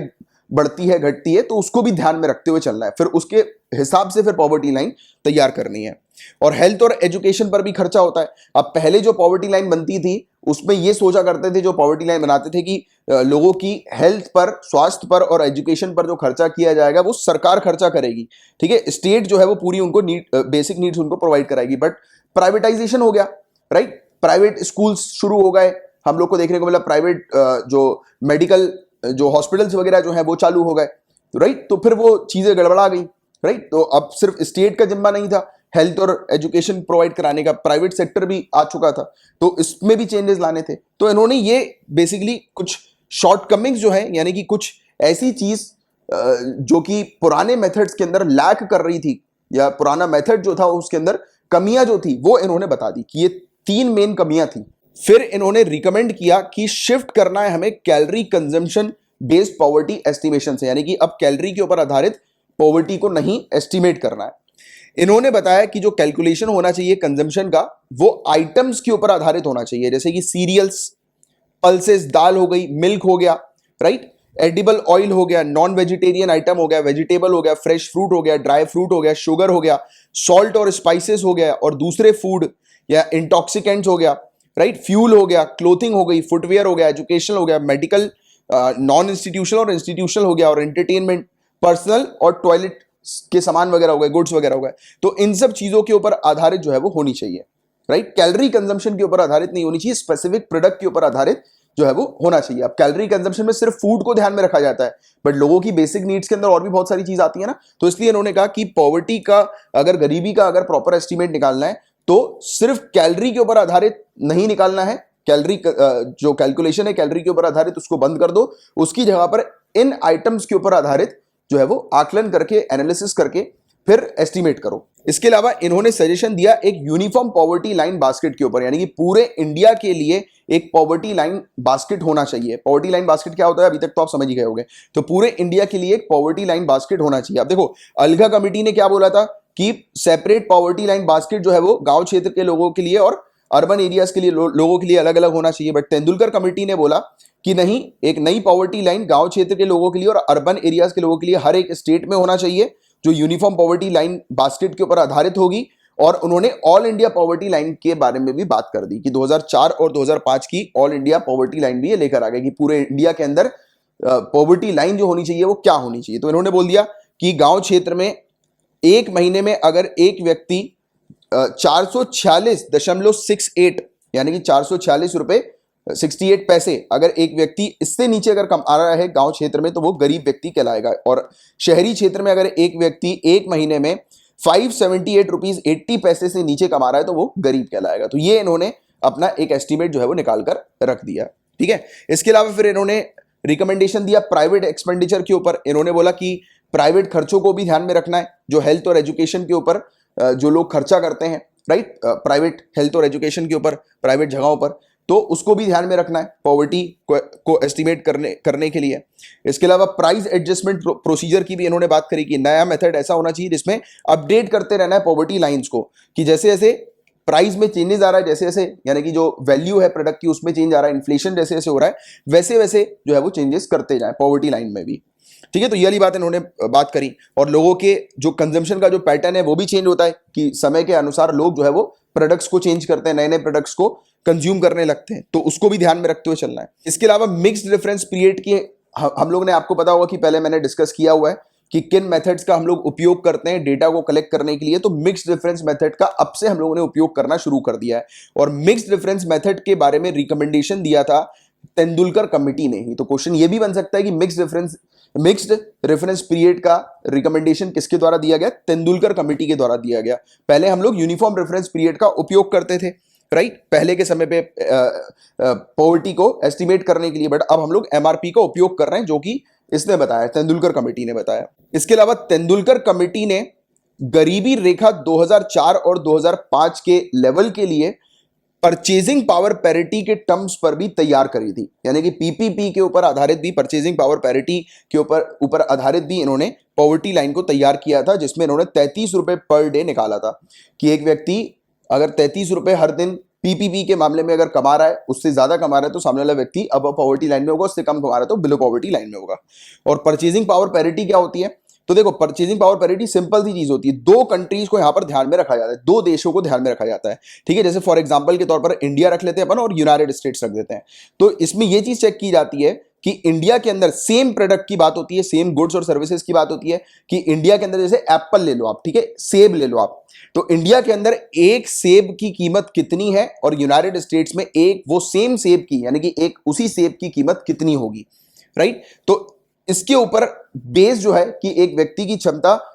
इंडिया के अंदर सेम प्रोडक्ट को परचेज करने की कितनी है और यूनाइटेड स्टेट्स के अंदर सेम प्रोडक्ट को परचेज करने की कितनी है, इसको चेक करके जो है ये परचेजिंग पावर पैरिटी निकाली जाती है, तैयार की जाती है, यानी कि परचेजिंग पावर मतलब कितनी है और कितने पैरिटी पर यानी कि पार पर कितनी है, यानी कि कितनी सिमिलर है परचेजिंग पावर दो देशों के बीच में, राइट। तो उसको चेक किया जाता है कि एक व्यक्ति जो है वो दोनों देशों में उसकी क्षमता कितनी है प्रोडक्ट को परचेज करने की, क्या वेरिएशन है प्रोडक्ट्स की वैल्यू में, तो उसको देखकर फिर ये निकाला जाता है, एस्टिमेट किया जाता है। उसके बाद अब आती है एक और इंपॉर्टेंट कमेटी के बारे में अब बात करेंगे। अब तेंदुलकर कमेटी की बात हो गई, अब रंगराजन कमेटी की बात करेंगे। तो कमेटी सेटअप की गई थी जब प्लानिंग कमीशन ने सजेस्ट किया था पॉवर्टी लाइन गांव क्षेत्र के लोगों के लिए मात्र 22 रुपए हर दिन की पॉवर्टी लाइन इन्होंने सेटअप कर दी थी कि एक व्यक्ति 22 रुपए से कम कमा रहा है गांव क्षेत्र में तो वो गरीब कहलाया जाएगा। तो इसको लेकर नेशनल आउटरीच हो गया था, यानी कि आक्रोश बढ़ गया था लोगों का, राइट, पूरे कंट्री के अंदर। तो ये चीज हमें देखने को मिली। तो उसके बाद फिर ये रंगराजन कमेटी सेटअप की गई।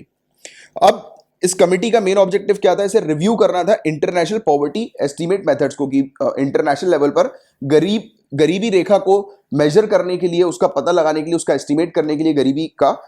क्या मेथड का उपयोग किया जाता है। फिर इसे चिन्हित करना था, इंडिकेट करना था, राइट, एक पर्टिकुलर मेथड बताना था कि जिससे कि पॉवर्टी एस्टिमेशन जो है वो बेहतर तरीके का इंडिया में हो सके, प्रैक्टिकल तरीके का हो सके, राइट, इंडिया के अंदर, कि इंडिया की सिचुएशन के ऊपर आधारित एक अच्छा हम लोग मेथड लेकर आए जिससे कि पॉवर्टी को, गरीबी को अच्छे से उसका आकलन किया जा सके, राइट। और इसे रिकमेंड करना था कि ये जो एस्टिमेट है गरीबी के, इन्हें कैसे हम लोग लिंक कर सकते हैं सरकार की वेरियस स्कीम्स के साथ, की सरकार की वेरियस स्कीम के साथ इस प्रकार से लिंक किया जाए कि सरकार की स्कीम जो है वो उन एस्टिमेट्स को अचीव करने के लिए जो है वो सही डायरेक्शन में काम कर पा रही है कि नहीं कर पा रही है, उसको भी कैसे मेजर करें, ये भी चीज बतानी थी इनको। तो ये सब इनको कुछ टास्क जो है वो दे दिए गए थे इस कमेटी को। फिर इस कमेटी ने रिकमेंड किया, तो इस कमेटी ने मेथड की बात करी। तो रंगराजन कमेटी ने बोला कि एक इंडिपेंडेंट लार्ज सर्वे होना चाहिए हाउस होल्ड का, centre for monitoring Indian economy के द्वारा, यानी कि एक बड़ा सर्वे होना चाहिए पूरे इंडिया का, राइट, हाउस होल्ड का सर्वे होना चाहिए। इन्होंने अलग अलग मेथोडोलॉजी का उपयोग किया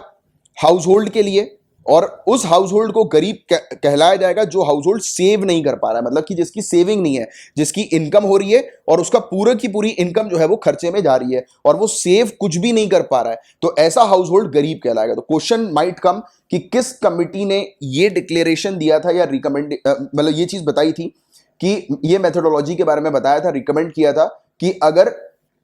कोई एक हाउस होल्ड, एक घर अगर सेव नहीं कर पा रहा है, उसकी सेविंग अगर नहीं है, तो वो गरीब है। तो वो है रंगराजन कमेटी। इस प्रकार के क्वेश्चन आते हैं और इस प्रकार की प्रैक्टिस आपको रखनी है। इसके अलावा नॉर्मेटिव और बिहेवियरियल लेवल की भी इन्होंने बात करी। Normative level of adequate nutrition, right, और आइडल और डिजायर लेवल ऑफ न्यूट्रिशन, सामने वाला व्यक्ति, यानी कि सामने वाला व्यक्ति जो एडिक्वेट लेवल जो होना चाहिए न्यूट्रिशन का, यानी कि उसकी बॉडी को जितने न्यूट्रिशन, एडिक्वेट न्यूट्रिशन की, पर्याप्त न्यूट्रिशन की आवश्यकता है, क्या वो ले रहा है कि नहीं ले रहा, इसको भी देखना है। और दूसरा, नॉन फूड एक्सपेंसेस पर वो किस प्रकार से खर्चा कर रहा है, यानी कि नॉन फूड एक्सपेंडिचर उसका किस तरीके का है, कि लोग जो है वो किस प्रकार से उपयोग कर रहे हैं या कंज्यूम कर रहे हैं, उनके जनरल बिहेवियर को भी चेक करना है, देखना है कि वो खाने के अलावा और किन चीजों पर खर्चा कर रहे हैं, तो उस बिहेवियर को भी उनको देखना पड़ेगा, राइट। जैसे कि होता है ना कि काफी सारे लोग जो है वो गरीब इसलिए भी होते हैं, जैसे हम लोग बोलते हैं ना कि लोग बाग जो है वो गरीब इसलिए भी हो रहे हैं क्योंकि वो पीने खाने में खर्चा कर देते हैं, तो उनके इस कंजम्पशन, इस बिहेवियर को भी देखा जाता है कि वो अपना खाना खरीदने के बाद दूसरी चीजों में कहां पर खर्चा कर रहे हैं, उनका बिहेवियर क्या है खर्चा करने का, क्या शराब में खर्चा कर रहे हैं, इंटॉक्सिकेंट्स में खर्चा कर रहे हैं, तो इस चीज को देखा जाता है, राइट। तो ये वाली चीज भी इन्होंने बताई थी। फिर न्यूट्रिशनल रिक्वायरमेंट की जो इन्होंने बात करी कि नॉर्मेटिव लेवल जो होना चाहिए एडिक्वेट न्यूट्रिशन का, वो Indian council of medical research के नॉर्म्स पर आधारित होना चाहिए कि एक व्यक्ति को कितनी कैलोरी चाहिए, कितना प्रोटीन चाहिए, कितना फैट चाहिए, ये बताएगा आईसीएमआर, राइट। तो और आईसीएमआर जो है वो कि कितनी एज, कितने जेंडर में होना चाहिए और क्या एक्टिविटी उसकी हो रही है रूरल एरियाज पे और अर्बन एरियाज पे, इन सब चीजों को ध्यान में रखते हुए आईसीएमआर बताती है कि कितनी कैलोरीज इनटेक जो है या कितना न्यूट्रिशनल रिक्वायरमेंट की आवश्यकता है सामने वाले व्यक्ति को, जिसमें उन्होंने बताया कि 2090 कैलोरी अर्बन एरियाज में और 2155 कैलोरी रूरल एरिया में। अब एक क्वेश्चन आएगा आपके दिमाग में कि सर अर्बन एरियाज में कम कैलोरी, रूरल एरियाज में ज्यादा कैलोरी, ऐसा क्यों? तो आपको पता है गांव क्षेत्र में लोग खेती किसानी करते हैं, लेबर वाला काम करते हैं। अर्बन एरियाज पे लोग कई बार जैसे कि दुकान में बैठकर काम करते हैं, तो उनकी एनर्जी उतनी ज्यादा रिलीज नहीं हो रही। अब खेत में अगर कोई, ऑब्वियस ही बात है, खेत में अगर कोई काम करेगा तो उसकी एनर्जी ज्यादा रिलीज होगी, राइट, उसको ज्यादा एनर्जी की रिक्वायरमेंट होगी, तो इसलिए ये 2155 ज्यादा कैलोरी होती है रूरल एरियाज के लिए। प्रोटीन की बात करें तो रूरल एरियाज के लिए 48 ग्राम प्रोटीन की आवश्यकता है, अर्बन एरियाज के लिए 50 ग्राम प्रोटीन की आवश्यकता है। और फैट की अगर हम लोग बात करें तो अर्बन एरियाज के लिए 28 ग्राम और रूरल एरियाज के लिए 26 ग्राम फैट। और पॉवर्टी थ्रेशोल्ड की बात करें कि कोई भी व्यक्ति अगर एक दिन में सिटी में और विलेज में एक दिन में कितना वो खर्च कर रहा है, जैसे कि अगर वो सिटी में है, अर्बन एरिया में, तो अगर एक व्यक्ति एक दिन में 47 रुपए से कम खर्च रहा है और गांव में अगर एक व्यक्ति 32 रुपए से कम खर्च रहा है तो उसे गरीब जो है वो माना जाएगा।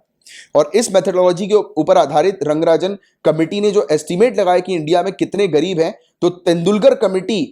के कंपैरिजन में, उसके फॉर्मूला के कंपैरिजन में 19% ज्यादा गांव क्षेत्र में और 41% ज्यादा शहरी क्षेत्र में गरीब जो है वो पाए गए, ज्यादा पाए गए तेंदुलकर कमेटी मेथड के मुकाबले। तो ये चीज हमने देखी। इसके अलावा मॉडिफाइड मिक्स डिफरेंस पीरियड की उन्होंने बात करी, जो तेंदुलकर कमेटी ने जो रिकमेंड किया था एमआरपी के बारे में, मिक्स डिफरेंस पीरियड के बारे में, तो इसको इन्होंने मॉडिफाई करने की बात करी, ठीक है, कि एक नया मिक्स डिफरेंस पीरियड जो है वो होना चाहिए। तो मिक्स डिफरेंस पीरियड के बदले एक मॉडिफाइड मिक्स डिफरेंस पीरियड इन्होंने रिकमेंड किया, जिसमें अलग अलग आइटम्स ध्यान में रखे गए, जैसे कि एक साल के जो आइटम्स होने चाहिए। जैसे मैंने आपको बताया था कि मिक्स रेफरेंस पीरियड के अंदर 5 ऐसे आइटम थे जो कि पिछले एक साल में अगर किसी व्यक्ति ने खरीदे हो तो वो बताएं वो सर्वे में, और फिर रिमेनिंग आइटम्स पिछले 30 दिन में खरीदे हो तो वो बताएं। तो इन्होंने क्या किया, मॉडिफाई कर दिया। इन्होंने बोला कि पिछले एक साल में उसने कपड़े पर, फुटवेयर पर, एजुकेशन पर, इंस्टीट्यूशनल मेडिकल केयर पर और ड्यूरेबल गुड्स पर, यानी कि फ्रिज हो गई ड्यूरेबल गुड्स, यानी कि लंबा समय तक जो सामान चलते हैं, तो पिछले एक साल में उसने इन सब प्रोडक्ट्स पर क्या खर्चा किया, कितना खर्चा किया वो बताएं। और पिछले 7 दिन में उस व्यक्ति ने एडिबल ऑयल पर, यानी कि जो तेल होता है उस पर, अंडे पे, मछली पे, मीट पे, वेजिटेबल पे, फ्रूट पे, स्पाइसेस पे, बेवरेजेस पे, रिफ्रेशमेंट पे, प्रोसेस फूड, पान, टोबैको, इंटॉक्सिकेंट्स, इस पर पिछले एक हफ्ते में उसने कितना खर्च किया है। और जो रिमेनिंग फूड आइटम्स हैं, फ्यूल्स हैं, लाइट है और मिसलीनियस गुड्स और सर्विसेज है, जिसमें नॉन इंस्टीट्यूशनल मेडिकल रेंट्स और टैक्सेस भी आ जाता है, तो पिछले 30 दिन में ये सब चीजों पर उसने कितना खर्च किया है, तो वो बताया वो सामने वाला व्यक्ति। तो इन्होंने क्या किया, जो मिक्स डिफरेंस पीरियड जो था उसको और एक्सपेंड कर दिया और बढ़ा दिया, इसमें 7 दिन के पीरियड भी शामिल कर लिए, राइट। अब इसकी आलोचनाएं भी होती है रंगराजन कमेटी की, तो बोला जाता है कि इसने मतलब एक्सपेंडिचर बेस्ड पॉवर्टी रेट्स की जो अपॉर्चुनिटी है उससे आगे बढ़ना उसने मिस कर दिया, यानी कि वो सीमित रह गया सिर्फ खर्चों के ऊपर, कि एक व्यक्ति जो है वो कंजम्पशन एक्सपेंडिचर जो है वो उसका कहां पर कितना कितना होता है, तो सिर्फ उस पर ही वो सीमित रहा। उसने मल्टी डायमेंशनल व्यू जो है डेप्रीविएशन का उसको नहीं देखा कि और भी क्या डायमेंशंस हो सकते हैं जिसके कारण से सामने वाला व्यक्ति जो है वो गरीब हो सकता है, राइट। तो उसने वो सब चीजें नहीं देखी, इसने सिर्फ यही देखा कि उसके खर्चे जो है वो कहां पर हो सकते हैं, तो वो वाली बात इसने करी बस। तो ये भी इसका क्रिटिसिज्म हम लोग को एक देखने को मिलता है। अब आपको बता दें इंटरनेशनल पॉवर्टी लाइन, राइट, मतलब इंटरनेशनल लेवल पर गरीबी रेखा हम लोग को किस प्रकार की देखने को मिलती है, तो वर्ल्ड बैंक ने डिफाइन किया। तो क्वेश्चन आ सकता है इंटरनेशनल पॉवर्टी लाइन किसके द्वारा डिफाइन की गई है, वर्ल्ड बैंक। तो वर्ल्ड बैंक ने डिफाइन किया कि एक व्यक्ति वो एक्सट्रीमली पुअर, यानी कि अत्यधिक गरीब जो है वो तब माना जाएगा अगर वो व्यक्ति 1.90 इंटरनेशनल डॉलर्स अ डे से कम उसका कमाई हो, यानी कि एक दिन में 1.90 डॉलर से कम की अगर उसकी कमाई हो तो उसे जो है वो गरीबी रेखा के नीचे रखा जाएगा। और महंगाई को देखते हुए और साथ ही साथ अलग अलग कंट्रीज के बीच में क्या डिफरेंसेस है उसको भी देखते हुए ये इंटरनेशनल पॉवर्टी लाइन तैयार की गई, 1.90 यूएस डॉलर, यानी कि एक व्यक्ति अगर 1.90 डॉलर से कम अगर कमा रहा है तो सामने वाला व्यक्ति जो है वो इंटरनेशनल पॉवर्टी लाइन के तहत गरीब जो है वो कहलाएगा। और एशियन डेवलपमेंट बैंक ने भी अपनी खुद की पॉवर्टी लाइन बनाई, इन्होंने जो रेट रखा वो 1.51 यूएस डॉलर का रेट रखा पर पर्सन पर डे, ठीक है। तो ये वाली चीज है, ये थोड़ा सा रेट ध्यान में रखना, कभी कभी ऐसे रेट आ जाते हैं। तो देखो इस प्रकार के एस्टिमेशन को लेकर हम लोग को क्या चैलेंजेस देखने को मिलते हैं। सबसे पहली बात तो कंपोनेंट्स की, कि ये जो हम लोग को पॉवर्टी लाइन का जो बास्केट होता है उसके अंदर कंपोनेंट जो है वो क्या होने चाहिए, यानी कि पॉवर्टी लाइन बास्केट में क्या क्या चीजें होनी चाहिए, तो इसको लेकर चैलेंज किया जाता है। क्योंकि देखो हर एक प्रोडक्ट जो होता है उसके प्राइस जो है वो एक तो डिफर करते हैं, ठीक है, और ब्रांड भी अलग अलग हम लोग को देखने को मिलते हैं, तो वो भी डिफर कर जाते हैं, ब्रांड के अकॉर्डिंग भी प्राइस जो है वो अप और डाउन भी होते हैं। तो इसलिए कहा गया कि एक यूनिफॉर्म तरीके से और स्टेट टू स्टेट और पीरियड टू पीरियड जो है वो कंपोनेंट्स डिसाइड करने चाहिए पॉवर्टी लाइन बास्केट के, क्योंकि हर एक राज्य के अंदर अलग अलग प्रोडक्ट्स जो है वो उपयोग करते हैं लोग, उनका अलग अलग बिहेवियर हम लोग को देखने को मिलता है प्रोडक्ट्स को यूज करने का, तो उसको भी ध्यान में रखते हुए जो है वो तैयार करना चाहिए पॉवर्टी लाइन बास्केट्स को। और डेमोग्राफिक और इकोनॉमिक डायनामिक्स की अगर हम लोग बात करें तो फर्दर जो कंजम्पशन पैटर्न है, न्यूट्रिशनल नीड्स है, जो प्राइस है कंपोनेंट्स का यानी कि उन प्रोडक्ट्स का, वो चेंज होता रहता है। जैसे मैंने आपको बताया वो डिपेंड करता है मैक्रो इकोनॉमी और डेमोग्राफी के आधार पर। जैसे मैंने आपको बताया ना कि हर एक एरिया का स्टैंडर्ड ऑफ लिविंग अलग होता है, हर एक एरिया के अंदर प्रोडक्ट्स की कॉस्ट वैल्यू भी अलग अलग हम लोग को देखने को मिलती है, तो उसको भी ध्यान में रखना बहुत ज्यादा जरूरी है। और कई बार तो हम लोग को देखने को मिलता है कि सहमति नहीं होती है स्टेट्स के बीच में कि स्टेट्स को तेंदुलकर कमेटी को मतलब तेंदुलकर कमेटी को एक्सेप्ट करना है या रंगराजन कमेटी को एक्सेप्ट करना है। तो अलग अलग स्टेट जो है वो अलग अलग कमेटी या अलग अलग मॉडल्स को जो है वो एक्सेप्ट करके पॉवर्टी लाइन डिसाइड करते हैं। जैसे कि फॉर एग्जांपल ओडिशा और वेस्ट बंगाल के अंदर तेंदुलकर पॉवर्टी लाइन को सपोर्ट किया जाता है, दिल्ली, झारखंड, मिजोरम के अंदर रंगराजन रिपोर्ट को एक्सेप्ट किया गया है, राइट। और करंट ऑफिशियल मेजर जो है पॉवर्टी का, यानी कि एट प्रेजेंट जिस प्रकार से गरीबी को मेजर किया जाता है वो तेंदुलकर पॉवर्टी लाइन के ऊपर आधारित किया जाता है, जिसमें फिक्स्ड डेली एक्सपेंडिचर जो है वो रूरल एरिया का 27 रुपए 20 पैसे है और 33 रुपए 30 पैसे अर्बन एरियाज का है। और इसे काफी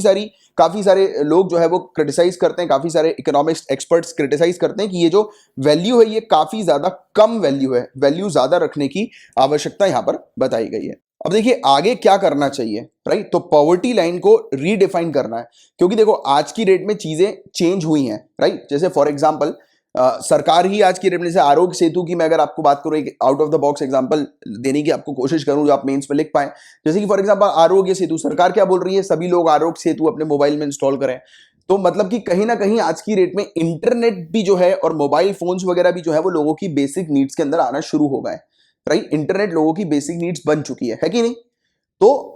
इंटरनेट पर खर्चा होता है, लोगों को इंटरनेट पैक खरीदने होते हैं, तो ये सब चीजों को भी पॉवर्टी लाइन बास्केट के अंदर मेंशन किया जाए। तो पॉवर्टी लाइन को और पॉवर्टी लाइन बास्केट को और लोगों के कंजम्पशन पैटर्न को, वही चीज जो मैंने आपको बताई कि लोगों की स्टैंडर्ड ऑफ लिविंग थोड़ी सी चेंज हो गई है, उनका कंजम्पशन थोड़ा सा और दूसरे प्रोडक्ट्स पर बढ़ गया है, तो उसको भी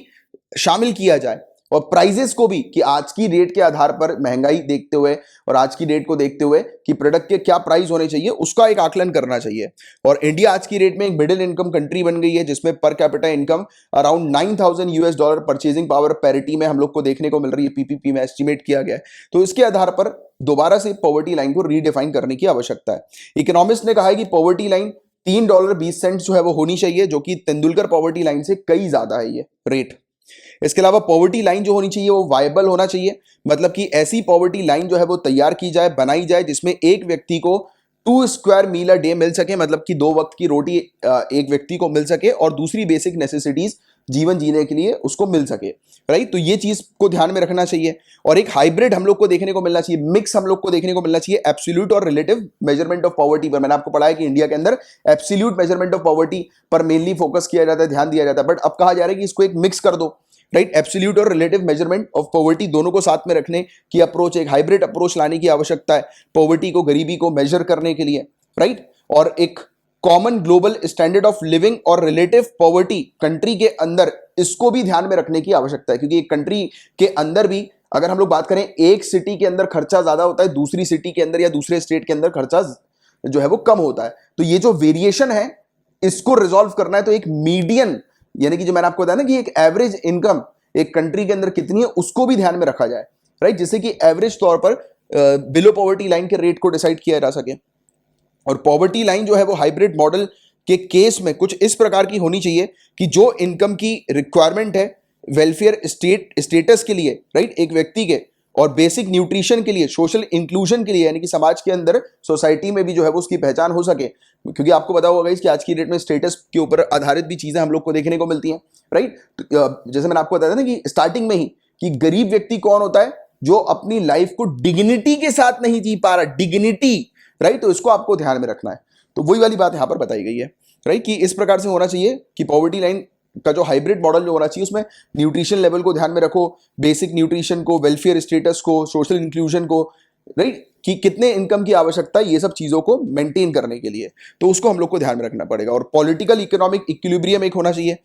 इंडिया की पॉलिटिकल पॉलिसी और एडमिनिस्ट्रेटिव सिस्टम जो है उसे एडजस्ट करना चाहिए नई रियलिटीज के साथ, क्योंकि हमारी कंट्री जो है वो लो इनकम कंट्री से मिडिल इनकम कंट्री पर जो है वो शिफ्ट हो गई है, जहां पर पॉवर्टी जो है उसका मतलब ये नहीं है कि सामने वाला व्यक्ति भूखा है, बट उसका मतलब ये है कि उसके पास इनकम कम है, कि वो वेरियस अपॉर्चुनिटीज हासिल नहीं कर पा रहा है, वेरियस अपनी नीड्स को फुलफिल नहीं कर पा रहा है। तो आज की डेट में हंगर वाला इशू नहीं है, उससे थोड़ा सा और बढ़ गया है, तो उसको हम लोग को एडजस्ट करने की आज की डेट में आवश्यकता है। और फोकस करना चाहिए सरकारी खर्चों के ऊपर, कि सरकार जो है वो खर्चा करे पब्लिक गुड्स के ऊपर रादर देन सब्सिडीज के ऊपर, कि सब्सिडी देने की जगह लोगों को गुड्स और सर्विसेज जो है वो प्रोवाइड की जाए। तो ये वाली चीज है जिसके बारे में आपको अच्छे से पता होना चाहिए, और इसी के साथ ये पूरा चैप्टर हमारा खत्म होता है। होपफुली आपको पूरी चीज अच्छे से क्लियर हुई होगी। लाइक का बटन हिट करिएगा और शेयर गाइस जरूर कीजिए, लेक्चर को सपोर्ट कीजिए। चलो अब हम लोग मिलेंगे नेक्स्ट लेक्चर में, तब तक के लिए bye bye, take care, have a great day ahead, tata. और मैं आपको बता दूं कि नीचे कमेंट बॉक्स पर डिस्क्रिप्शन पर आप चेक कर लीजिए, हमारा एक करंट अफेयर्स का चैनल भी है। अगर आप इस चैनल पर नए आए हैं तो करंट अफेयर्स के चैनल को भी आप सब्सक्राइब कीजिए, जहां पर डेली बेसिस पर करंट अफेयर्स की क्लासेस फ्री में आपकी कंडक्ट करवाई जाती है। तो चलो अब नेक्स्ट लेक्चर में मिलेंगे, तब तक के लिए bye bye, take care, have a great day ahead, Tata.